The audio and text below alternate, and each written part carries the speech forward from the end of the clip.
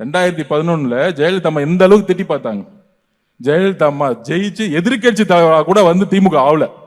இந்த மாதிரி யாரையெல்லாம் திட்டு அதிகமா வாங்குறாங்களோ கடைசியில மக்கள் அந்த பையன் பாவம்பா, ஏன்பா என் புள்ள விஜய் எப்படி திட்டுறாங்க, அவர் என்னப்பா செஞ்சாரு, சினிமாவை தூக்கி போட்டு வந்துட்டாரு, எவ்வளவோ கோடி கணக்கில் சொத்தை விட்டுட்டு வந்துட்டாரு, அவரு பாட்டிக்கு வராரு, ஒரு 20 நிமிஷம் பேசுறாரு, அதை கூட பேச விட மாட்டேங்கிறீங்களா, படுபாவீங்களான்னு ஊர்ல இருக்க பாட்டி எல்லாம் திட்ட ஆரம்பிச்சிட்டாங்க.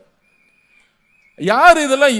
அவர் என்ன 50 வருஷம் வந்து இதுல இருந்தாரா, அதிகாரத்துல இருந்தாரா, இல்ல ஊழல் பண்ணாரா, இல்ல மொத்தமா கோடி கோடிக்கு அடிச்சுட்டு, இல்ல அவங்க குடும்பத்தை மொத்தமா எடுத்துட்டு வந்து தன்னுடைய தங்கையும் எம்பி இன்னொரு மருமகனை தூக்கி வந்து பவர்ல போடுறது, என் பையனை தூக்கி போடுறது, இந்த மாதிரி குடும்பத்தை தூக்கி ஏதாவது கொண்டு வந்து வச்சாரா? அப்ப அவர் வந்து ஒரு நல்லது செய்யணும்னு நினைக்கும் பொழுது இந்த ஊடகங்கள் எந்த அளவுக்கு சூழ்ச்சியை செய்யுது. அப்ப நீங்க போன்ல பாக்குற 200 சேனல்ல எல்லாம் திட்டிக்கிட்டே இருப்பான். ஏன் மித்த கட்சி திட்ட மாட்டேங்கிறாங்க? ஏன் இபிஎஸ் ஏன் திட்ட மாட்டேங்கிறாங்க? வேற மத்த கட்சி தலைவர்களை ஏன் திட்ட மாட்டேங்கிறாங்க? ஏன்னா திமுக பயமே நம்ம தலைவர் மேலதான். இதுதான் உளவியல், அவ்வளவுதான் உளவியல். ஏன் உளவியல்? இப்ப நான் இங்க உட்கார்ந்துட்டு இருக்கேன், லைலா மணியை பார்த்து திட்டிட்டு நான் வந்து கண்ணாமன்னு திட்டுறேன்னு வச்சுக்கோங்க, எனக்கு லைலா மணியை பார்த்து பயந்துட்டேன்னு அர்த்தம். ஏய் என்னடா லைலா மணி நம்மளோட பெருசா வளராரு, நாளைக்கு கட்சியில பெருசா வளர்ந்துட்டாருன்னா பெரிய பிரச்சனை ஆயிடும். ரமேஷ் ரொம்ப பேசுறான், என்னோட வளர்ந்துருவானா, வா ரமேஷ் உன்னை பிச்சிருவா வா அப்படின்னு சொன்னா நான் பயந்துட்டேன்னு அர்த்தம்.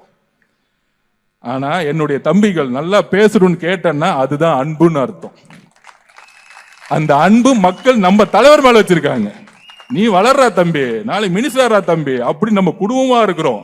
இந்த திமுக காரங்க நம்ம தலைவரை திட்டும் போது 200 யூடியூப் சேனல்ல எல்லாம் காசு கொடுத்து அடிச்சு கண்ணா முன்னாடி திட்டுறது, வாய்க்கு வந்த கெட்ட வார்த்தை எல்லாம் பேசுறது.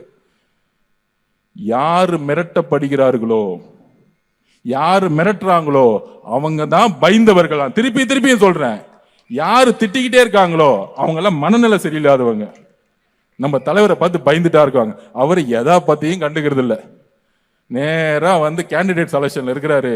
அடுத்து எங்க பிரச்சாரம் போகணும், எங்க மனு போகணும், எந்த ரோட்ல எப்ப கிளம்பணும். ஆனா மகன்களா திமுக ரெடி ஆகிக்கோங்க, அவர் ரோட்டுக்கு வரும்போது நீங்க செத்தீங்க. நான் இப்பயே சொல்லிட்டேன், இத்தனை நாள் நீங்க ரோட்டுக்கு உள்ள அவரை எழுதி வச்சுக்கோங்க, உங்க பரம்பரையே வருத்தப்பட போகுது.